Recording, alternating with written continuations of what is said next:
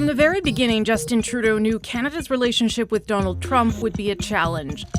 And so everything was coordinated and planned right down to that first handshake. I think I might want a handshake. Trudeau describes it this way to Wherry.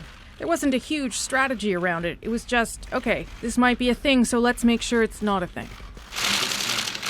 The handshake was deemed a success. Then came the hard stuff, namely renegotiating a trade deal with our biggest trading partner and a president determined to punish countries with tariffs.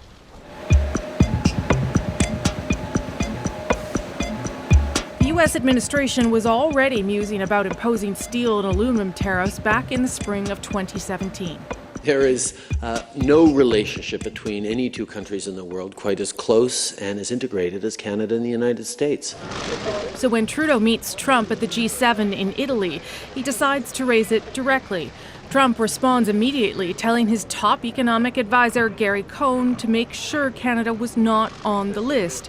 But a year later, the tariffs came anyway. Let me be clear. These tariffs are totally unacceptable. And it was then that Trudeau perhaps realized for the first time just who he was dealing with.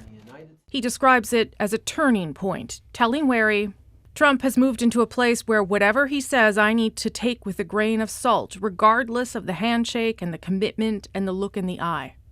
Those tariffs and the NAFTA negotiations were putting the relationship under increasing strain, and every attempt was made by the Trudeau government to build relationships both inside and outside the White House.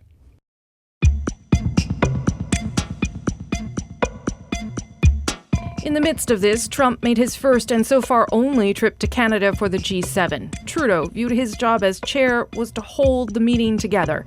But at the closing press conference, Trudeau also made a point about those tariffs. As Canadians, we're polite, we're reasonable, but we also will not be pushed around. The U.S. signs on to the joint communiqué in spite of tense discussions described in the book. But as Trudeau's staff begin to celebrate, Trump begins to tweak. I have instructed our U.S. reps not to endorse the communiqué. Trudeau's first reaction was not outrage or confusion, but to wonder what he had done wrong. My first thought was, oh my God, what did I say in the press conference? Where did I say more than I had before? What was it? Because I thought I did okay. I thought I walked the line. In fact, the Prime Minister had said nothing new, but Trump's attack dogs began to lash out. He really kind of stabbed us in the back. There's a special place in hell for any foreign leader that engages in bad faith diplomacy with President Donald J. Trump. It was another sign the NAFTA negotiations would not be easy, and Canada's chief political negotiator seemed to rub Trump the wrong way.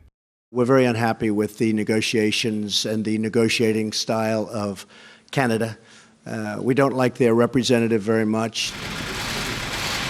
In fact, Trump was so annoyed by Foreign Affairs Minister Chrystia Freeland and her negotiating that he went much further. The book reveals that Trump told Trudeau over the phone directly that Freeland is a, quote, nasty woman, a phrase he uses regularly to describe women he dislikes. The book also says Trump accused Freeland of talking about him to other leaders.